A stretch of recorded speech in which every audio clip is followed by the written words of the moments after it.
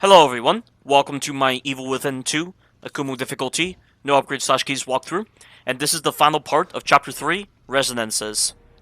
And I'm currently inside of the Marrow right now, because I'm trying to gain access to the shotgun, and I'm also trying to gain access to some additional resources. You don't have to do this is an entirely optional area, and you can also get the shotgun from the main quest by just going to the warehouse once you've located where Lily is, and you can just proceed onward from there.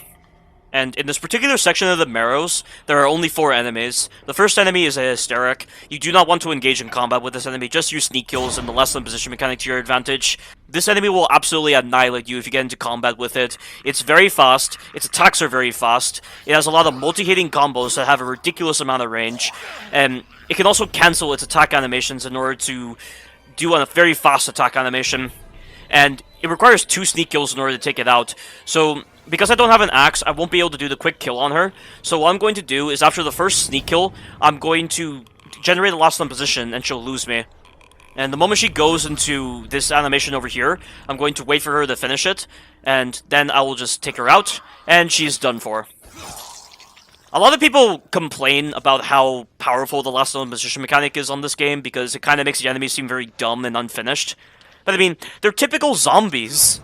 You know, they have the kind of mindset that you would expect from a zombie. Zombies are brain dead, and therefore the Lost are brain dead. The Lost aren't exactly as intelligent as the Haunted from the first Evil Within. I mean, the Haunted were the way they were because they synchronized with a psychopathic personality type, which was Ruvik, and Ruvik was highly intelligent. And he was able to figure out how to reshape all those people into his own image, and that's why he got the Haunted, and that's why they were pretty intelligent. Like, you don't see any of the Lost on this game firing guns, or using any kind of weapons aside from the axes, or the Molotovs. I mean, based on that logic, it's definitely understandable why the Lost mainly rely on primal instincts, compared to the Haunted, who were seemingly intelligent. Because of the fact that these people synchronized with the consciousness of a child, and she's been missing from the system for at least a week. A week-long period isn't exactly the right amount of time for the Lost to evolve into something a lot more dangerous and more intelligent. You know, that's why they're very primal in this game, and they aren't exactly that intelligent when it comes to tracking down Sebastian whenever he breaks line of sight with them. That's definitely the best reason I can give from a lore perspective. From a gameplay perspective, you know, it's definitely important for the last known position mechanic to be very powerful on this game, because the Lost on this game are a lot more aggressive compared to the Haunted, and they're way faster than the Haunted. You just cannot outrun these guys with the stamina that you have, and on a no upgrade walkthrough, you're just gonna have a lot of trouble getting away from the Lost, because on this game, whenever you are detected by the Lost, your stamina consumption increases. And normally, when you're not being detected by the Lost, your stamina goes down very slowly. Like what you'll see right here, when I'm sprinting, my stamina is barely going down. But when you get detected by the Lost or by any other enemy type, your stamina drains a lot faster because, of course, Sebastian's having to exert a lot more effort. And another big change that they made to the stamina system on this game, compared to the first Evil Within, is that the stamina regeneration rate is so slow.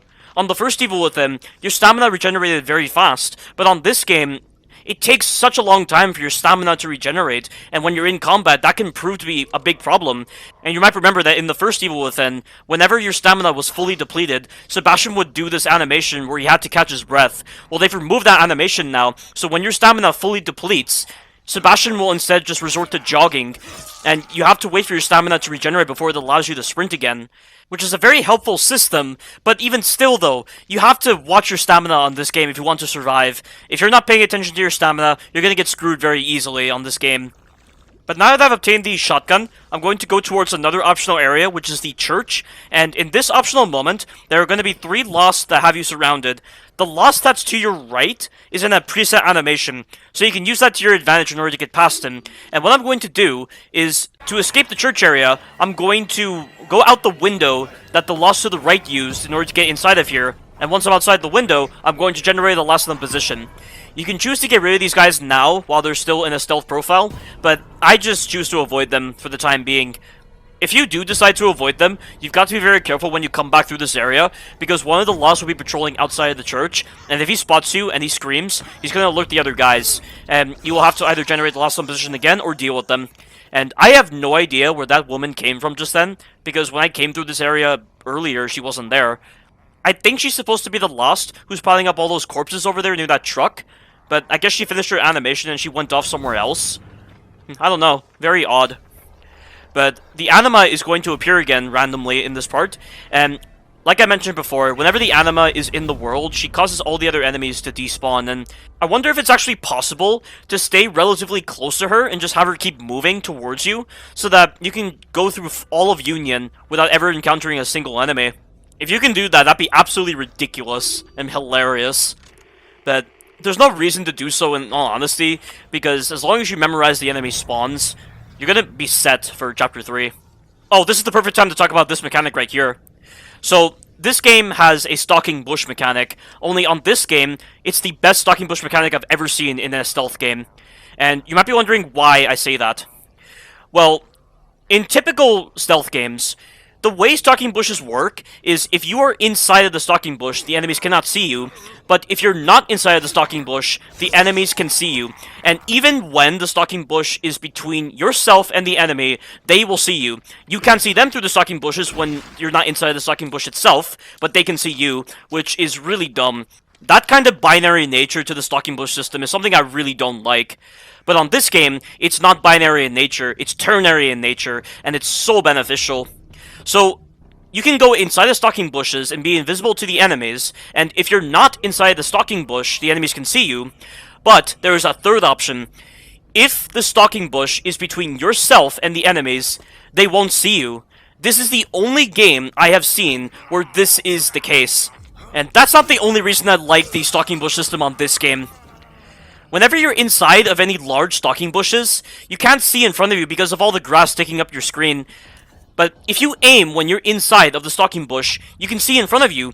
You can get rid of all the grass on your screen and see in front of you, so you can tell where the enemies are, and you can pinpoint where any noise is coming from. Which is once again a unique feature exclusive to this game that I have not seen any other game replicate. It's those kind of small systems that make me really appreciate the stealth on this game. The stealth on this game is honestly my favorite stealth system ever, and that's never going to change to this day. I doubt there's going to be a game out there that will have stealth that is as satisfying as this. But I've now picked up the broken sniper rifle from that rooftop. You don't have to do that, because the sniper rifle isn't necessary for the chapters before Chapter 16. Chapter 16 is the only part of the game that requires a sniper rifle, because the final boss fight requires you to hit weak spots that are out of range, and the sniper rifle does a lot of damage to the weak spots. It's pretty much the only weapon you're going to be using for that final boss fight. I mean, I'm going to also be using the Warden crossbow for that boss fight, because I need the crossbow in order to get rid of a bunch of spiders that the boss will spawn. But I can also use the flamethrower as well if I choose to get the flamethrower. And also, if you don't pick up the broken sniper rifle, there will actually be a repaired sniper rifle sitting on a wall near a mirror in Chapter 15, so picking up the broken sniper rifle is kinda pointless. Oh, by the way, I came over to this building here in order to interact with a resonance point that triggers a side activity, but the resonance point wasn't there because I loaded into the start of Chapter 3 via a checkpoint that occurred before I did the conversation with Liam, and once I realized my error, I decided to make my way back to Liam, which I've completely edited out, so now I'll be able to do the resonance point. That guy there kind of spots me, so I'm going to have to hide from him and then deal with him. It's pretty cool that they've changed the way the enemies spot you in this game. On the first Evil Within, when the enemies spotted you, they immediately went into a combat status. That's different now in this game. When the enemies spot you, they'll go into an investigative status and not immediately transition into a combat status. So, this is incredibly beneficial whenever you're trying to deal with large groups of enemies. And I think this is actually the perfect time to dispute a claim brought up by a lot of individuals. There are a lot of people who consider this game an open world game, and it is honestly one of the dumbest things I have ever heard. Like, did these people not read the developer interviews about this game? That just goes to show that they are very quick to judge a game's design at first glance. Because you play in two large areas that feature occasional distractions from the main quest for a small percentage of the game, those people are calling this game open world and are giving negative feedback that is completely unnecessary and completely misplaced. Just because the game features side activities does not mean it's open world, and just because you fight a lot more enemies and you have a lot more options when it comes to getting away from them does not mean it's open world. The occasional distractions on this game are not side missions. Objectively, they do not follow the typical structure of a traditional side mission. All they do is allow you to get more ammo, and only that reason. This is a linear game first and foremost, albeit a wide linear game as the developers describe. Wide linear does not equal open world. This reminds me of how people thought the idea of a wolf-like enemy appearing in Resident Evil 8 meant that it was a werewolf. Like, could these people be so dense? Why would Resident Evil have werewolves? I know there was a Resident Evil comic that featured a werewolf attacking Jill, but those comics are hardly canon. So why would you use an unreliable source to rationalize your perceptions of a wolf-like enemy? It makes zero sense whatsoever. There are a lot of different arguments that I want to dispute when it comes to this game, because some of the critiques that people have made about this game are just bad. And it's no different to what you'd see with like Resident Evil 2 Remake, Resident Evil 3 Remake, Resident Evil 4, Resident Evil 5, Resident Evil 6, Resident Evil 7. Those are some great examples of games that have been poorly reviewed, and the people doing the reviews focus on the dumbest aspects ever. Like, for instance, they'll focus on critiquing the way a female character looks in the game, such as with Jill from Resident Evil 3 Remake. But what does that kind of aspect have to do with the overall experience of the game? Where's the rationale behind that? It also reminds me of how critical Seraphim 17 was when it came to the Mary Jane sections on Spider-Man PS4, and that if Mary Jane had a bigger ass, then they would be tolerable. But those sections have done nothing wrong at all, and they serve primarily to diversify the gameplay differently and not feel so fatigued. Fighting as Spider-Man can be fun, but I can always appreciate an interesting change to the gameplay style. I quite like the Mary Jane sections on that game compared to something like Sherry and Ada's sections from Resident Evil 2 Remake. Those sections of Resident Evil 2 Remake were so lackluster, so boring, and the changes to the gameplay style were nothing impressive whatsoever. Like, Sherry's just avoiding Chief Irons in an interactive cutscene, and Ada's avoiding a couple of zombies, she's doing some minor puzzles, and then she's escaping Mr. X in a laughable sequence that is so incredibly easy that Mr. X isn't even a threat. And going back to Seraphim 17, like, the main reason why Seraphim 17 feels that way about the Mary Jane sections is because he thinks too far ahead, and he's not able to go with the flow of a game. And then with this comment about Mary Jane's butt, like, could it be even more lecherous? He must have a pretty boring life if he wants games to project such fantasies. You know, I just can never understand the mindset of certain individuals, and I think this is actually the perfect time to go on another different tangent, just to get something out of my system, because this has been lingering in my head for quite a while, and it's related to Carcinogen SDA. So, Carcinogen SDA was doing a Twitch livestream of Resident Evil 3 Remake, where he was trying to practice doing Inferno difficulty, no damage, with no shop items, just like what I did with my walkthrough. And he was struggling so much on the Drain Demo section, and that of course made him very, very angry. And I was chatting with some of his Twitch livestream members, and there was one guy who I was chatting with about the final boss fight of the game. And I told this audience member that there was a way to dodge the chain slam move that Nemesis does in his final fight, because it's a move that is considered by so many people to be the most bullcrap move that he has because of the fact that he slows the final hit, and it's completely random when he chooses to do so. And I sent that guy my knife-only video to showcase what I was talking about, and I posted it in the public chat session, and I was not expecting this response from Carcinogen SDA when I was doing that. So first of all, Carcinogen SDA was being rather sensitive to my conversation because he felt like I was diverting all of the attention away from what he was doing, because he was like, oh, I'm not displaying the best performance on this section by far, and it's definitely understandable why you're talking about it, but can I be involved in this conversation? And he just said it in such a manner that would almost feel like provocative in so many different ways. And then the next thing that he does is he clicks on the link for my video, and then he asks if this was my video, and he even played a small fragment of it when I'm like, hello everyone, like I always do at the start of every single video, because I've taken that heavily from Seraphim 17 when it comes to how he introduces his videos. Then he proceeded to lure me into a false sense of security, thinking that what I posted was a good thing, and then he, out of nowhere, is like, what you did was very rude. Did you think about it like that? Or something of that nature. And everyone in this Twitch livestream completely misinterpreted what the whole point of that was, and I even told Carcinogen SDA what the whole intention was with posting that video there, and then he responded by saying that I should have asked him for permission first, and then his other Twitch livestream members were like, you should have just posted it in private chat, and then they thought I was self-promoting my channel. Like, what is wrong with these people? It was my first time on that channel, and they're responding so aggressively, and I was being, like, the nice guy the whole time. I was being rather passive with what I was saying on that Twitch livestream, but now I'm just being very aggressive. I'm done with the nice guy routine. The way Carcinogen SDA and his Twitch livestream members decided to respond to me when I posted the link to my own video in that public chat session, it just bordered on immature behavior. And the sheer amount of embarrassment and anxiety that I felt after that moment has been lingering in my head for a while. So whenever I heard myself saying hello everyone in one of my videos, it would cause me to recollect on those feelings, and it almost broke my confidence in making videos. Which is why I'm choosing to talk about this tangent here, so that I can let go of these feelings. It's definitely clear that Carcinogen SDA transferred his rage towards the Drain Demo section onto me, like some immature teenager. And just to comment on Carcinogen SDA's playstyle for Resident Evil 3 Remake, he sucks. The guy just got angry and whined at everything he considered to be broken and annoying. He didn't actively change his strategies, and he kept dying on the final boss. Like, he's hardly what I would consider an ideal Resident Evil player, and while he can be good at certain Resident Evil games, he has a very rigid mentality towards Resident Evil as a whole, based on the fact that he prefers the older style of Resident Evil. And I've specified this many times in my other videos, but it's one thing to be good at a game, but it's another thing to actually have the right mentalities in play when it comes to viewing a game properly. It doesn't matter how good you are at a game if you don't have that mentality. That is exactly what I would consider to be a good player and a good gamer, and especially a good Resident Evil player. It's so ironic how the one Resident Evil game he raged at the most is a remake of one of his favorite older Resident Evil games. That's probably payback for his rigid mindset, if you ask me.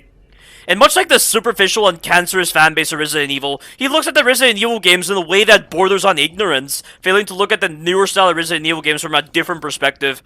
That pretty much represents most of Carcinogen SDA's bad qualities, and I think from this point on, I'm no longer going to help Carcinogen SDA with anything if he is capable of such behavior, and I'll probably not comment on his Twitch live streams. The only thing I'll probably do with his Twitch live streams is just observe the comments his audience members leave, and just comment on them in my own videos, because they're just so silly to hear. I mean, I think I'll still comment on his YouTube videos and post suggestions, but other than that, my communication with Carcinogen SDA will be limited from this point on. Carcinogen SDA is just one of 4 people that I've talked about in my videos when it came to how they decided to attack me on a personal level. It all started with SHAREfactory when he decided to call me delusional for saying Sheva is a great AI system, and then later boasting that he has played Resident Evil 5 longer than me, despite the fact that he had no compelling or professional gameplay and commentary to back up that statement. In fact, he called me out in a joking manner in his Twitch livestream at Resident Evil 3 Remake when I was trying to correct a statement he made about a mechanic by saying that I was wrong based on the fact that I like Sheva. I mean, he didn't do it as a way to attack me, he just did it as a way to poke fun at me, so I let him off. I'm still talking with SHAREfactory on good terms, thankfully. The next person who decided to attack me was DragonBellMonth, who makes me so sick to my stomach, given the amount of terrible acts he has committed, that I'm not going to elaborate on him on this video. If you want to hear about what he did to me as an attack, check out Chapter 3 of my Resident Evil 4 No Damage / No Merchant walkthrough. But recently, he sunk even lower than what I've already listed in that video, because he posted a denigrating comment towards The Last of Us Part 2 that I have to speak about when I do my Last of Us walkthrough, and when I do talk about him, I think I'm going to invite one of my friends, because the comment that we saw was absolutely wretched, and it further illuminated just how pathetic an individual he is. Finally, a guy named Big Benedict, who is a friend of SHAREfactory, decided to be a troll in my Uncharted 1 walkthrough by first passing himself off as being a passive individual and offering me a suggestion of speaking softer in my videos, which is quite ironic because he doesn't voice the same critique towards SHAREfactory and other people, and his commentary is so monotone and lacks any character that it might as well be a robot talking. Then, for some reason, without provocation, he decided to call me names and dislike certain videos. I pretty much told him to get out of life if he's trolling small YouTube channels, and then I blocked him. Like, what an absolute loser! He's a wolf in sheep's clothing, passing himself off as friendly when he's going to just stab you in the back.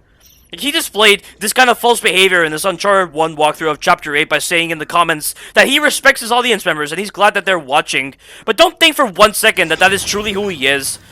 If that doesn't scream a cancerous YouTuber, I don't know what does. And to top it all off, his gameplay is hardly impressive, and he fell flat on his ass with his walkthrough of Resident Evil 5, which was one of the worst walkthroughs I have seen. But I think at this point, I've elaborated enough on this tangent. I'll just get back to what's happening in the game right now. So currently, I am trying to clear out all of the lost that are present within this area, because I need to return to the warehouse area later on in Chapter 3, so that I can continue with the story. There's about 5 lost. I've already killed 2 of them at this point. And I definitely recommend you pick up this Lost Axe, because there are going to be 2 other Lost munching on a corpse, and the axe is very helpful in getting rid of them in one go. Even though there are times when the axe doesn't one-hit kill enemies, and I have no idea why they decided to change that particular feature of the axe, because that's what made the axe so beneficial in the Evil Within 1. It was a consumable that you rarely came across, but when you used it, it was very beneficial. It helped you in saving your ammo, and it benefited the survival horrorness of the first Evil Within greatly. But now, the axes are just completely useless, and the game even tells you that if you want to make the axes more effective, go to the upgrades and just make them stronger, which completely undermines the whole value of having an axe. I mean, there are a couple of situations where having an axe would be beneficial, such as against hysterics, or when you're trying to get rid of multiple enemies in one go, like what I'm about to do right here. But for the most part, the axes on this game feel pretty useless. And since we're on the topic of weaponry, I think I'll use the time to talk about the Warden crossbow on this game.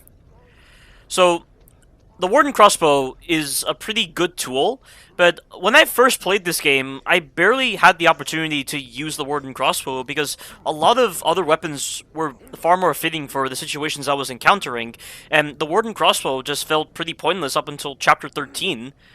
But now that I've actually taken the time to understand the effectiveness of the Warden crossbow, I do use it in earlier chapters, but even still though, I don't find it to be as reliable as the Agony crossbow from the first Evil Within. Even though some of the changes they made to some of the bolts are pretty cool. But let me actually talk about the bolts for the Agony crossbow real quick. So, the same bolts that you had previously from the first Evil Within are back in this game, except for the flash bolt. They've replaced the flash bolt with the smoke bolts, which is a completely inferior version of the flash bolts, and I really don't like the fact that they made that change. I think the flash bolts from the first Evil Within are way better than the smoke bolts. That being said, there are still a couple of situations where these smoke bolts are very helpful for getting past large groups of enemies, but I only really seem to notice one benefit of the smoke bolt in one chapter, and that's it. But to talk about the actual bolts, you have the smoke bolts, you have the explosive bolts, you have the harpoon bolts, you have shock bolts, and you have freeze bolts. The smoke bolts will release a plume of smoke that when the enemies are hit by it, or they end up running into the smoke, they will get stunned by it. But one of the biggest problems with the smoke bolt is that you can't sneak kill any enemies stunned by the smoke bolt unless you buy an upgrade. And the fact that you have to buy an upgrade in order to give Sebastian the ability to sneak kill enemies stunned by the smoke bolts makes zero sense whatsoever, because you're applying the upgrade to the smoke bolt itself. What does Sebastian's ability to sneak kill enemies stunned by the smoke bolt have anything to do with upgrading the smoke bolts? It makes no logical sense whatsoever. I'm so glad that in the first Evil Within, you could sneak kill enemies stunned by flash bolts even without upgrades. The only thing you were upgrading with the flash bolts at that point was just how long the enemies would be stunned by the flash bolt, and it allows you to get a lot more sneak kills in before the enemies recovered. That makes a lot more sense. And they do the same thing with the smoke bolts on this game, where you can increase the length of time the smoke actually stays around, and this will allow you to keep the enemy stunned for quite a while. But what is the point of such an upgrade if you can't follow up with any kind of punish, and the only punish you're allowed to do is a punish that forces you to waste ammo? It's dumb. It's really dumb, and that's one of the main reasons why I feel like these smoke bolts are very inferior to the flash bolts. And then we move on to the shock bolts, and the shock bolts are another bolt that suffer greatly from the changes that they've made. So previously in the first Evil Within, the shock bolts could affect multiple enemies. If you place a shock bolt on the ground and multiple enemies run towards a shock bolt, they would get affected by it. And while they were stunned by the shock bolt, you could follow up with a match and burn all of them. And it allowed you so much creativity, and it allowed you to control the spawn. And it was just such a powerful bolt. The shock bolt is easily the most powerful bolt in that game when it comes to dealing with the haunted. But now, on this game, they've completely removed that feature of chain stunning enemies. So now, the chain stunning mechanic is tied to the upgrades. So the shock bolts are only capable of stunning a single enemy, and there is a bit of a chain stun effect that is applied even without the upgrades, but it doesn't knock the other enemies to the ground. It only knocks down the enemy that is directly hit by the shock bolt. The only other way to initiate a chain stun is to use the shock bolts in conjunction with fire hydrants. You might have noticed that when I first picked up the Warden crossbow, there was a little vignette that played where an earthquake caused the fire hydrant to rupture and a bunch of water was placed on the ground. What the game is trying to tell you at that moment is if you use the water that was expelled by the fire hydrant to conduct the electricity generated by the shock bolt, you can stun multiple enemies and completely bypass the need to upgrade your shock bolts. And this is a very reliable method when it comes to saving Sykes. This is the one method that is very helpful in controlling the spawn when it comes to saving Sykes. And that is a really useful mechanic, and it's definitely one of the coolest design choices in this game. But at the same time, you're only going to be using that mechanic in the earlier chapters because you're never really going to find the need to use fire hydrants later on in the game because you barely come back to Union. The only other time you ever come back to Union after Chapter 7 is in Chapter 13. But in Chapter 13, it's very easy to get to the hotel area where Hoffman is. And if you're trying to indulge in the side quests, you might find yourself in positions to use fire hydrants. But it's relatively easy to avoid the enemies in Chapter 13. And you don't really encounter a lot of different enemies together in Chapter 13, so the fire hydrants are relatively useless. So that's really the main downside with the fire hydrant mechanic. It's the fact that it's only really useful in the earlier chapters, so that's definitely another reason why I feel like the incentive to use the shock bolts feels less compared to the first Evil Within, where the shock bolts were the king of all bolts because they were so useful against the Haunted, aside from the freeze bolts and the flash bolts. So that's how I feel about the shock bolts on this game. And then we move on to the harpoon bolts. And the harpoon bolts are definitely a step up in quality compared to the first Evil Within. While they don't launch back enemies a ridiculous distance compared to the first Evil Within, they are very helpful in consistently knocking over enemies. So, as long as you aim around the stomach area, you'll be able to knock over the Lost easily. And when it comes to dealing with Theodore's disciples, if you can hit their legs, you will always get a guaranteed dismemberment, and that will open them up to getting stomped, so long as they aren't on fire, and as long as you don't get hit by the lava that comes out of the dismembered area. Another good reason why the harpoon bolts are way more effective compared to the first Evil Within is because you can instantly kill the Lost with a headshot from the harpoon bolts. This will not work on the Disciples, but it will work on the Albedos in Chapter 15. So they can effectively serve as a decent stealth weapon because they make absolutely no noise and they instantly kill with headshots. It's just you have to have good aim because the Lost move around a lot whenever they're in a stealth profile. Although the only reason you'd ever want to use the harpoon bolts in a stealth encounter is if the section's taking a little too long or you want to dispatch the enemies rather quickly. But aside from the reasons I've given as to why you would want to use the harpoon bolt, you don't have to be so frugal with them.